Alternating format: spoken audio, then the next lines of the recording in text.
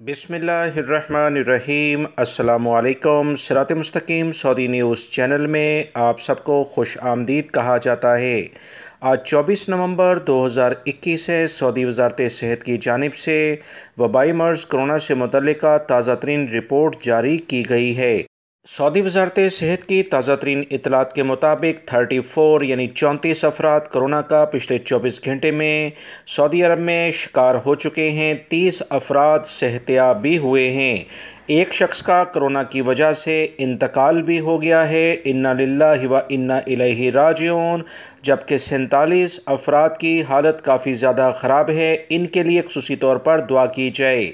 दोस्तों, एक पाकिस्तानी भाई ने जद्दा में ख़ुदकुशी करने की कोशिश की, जिसकी वीडियो मैंने अपने दूसरे चैनल सऊदी उर्दू न्यूज़ पर शेयर की हुई है। आप उसे लाजमी देखिएगा, क्योंकि ये हालात और वाक़यात किसी भी पाकिस्तानी या गैर मुल्की शख्स के साथ रोनमा हो सकते हैं। एक दूसरे की मदद करें।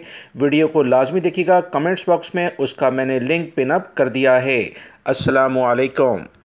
बिस्मिल्लाहिर्रहमानिर्रहीम। अस्सलामुअलैकुम। सिरात मुस्तकीम सऊदी न्यूज़ चैनल में आप सबको खुश आमदीद कहा जाता है। आज 24 नवंबर 2021 है। सऊदी वज़ारत सेहत की जानिब से वबाई मर्ज़ कोरोना से मुतल्लिक़ा ताज़ा तरीन रिपोर्ट जारी की गई है। सऊदी वज़ारत सेहत की ताज़ा तरीन इतलात के मुताबिक 34 यानी 34 अफराद कोरोना का पिछले 24 घंटे में सऊदी अरब में शिकार हो चुके हैं। 30 अफराद सेहतयाब भी हुए हैं। एक शख्स का कोरोना की वजह से इंतकाल भी हो गया है। इन्ना लिल्लाहि व इन्ना इलैहि राजिऊन। जबकि 47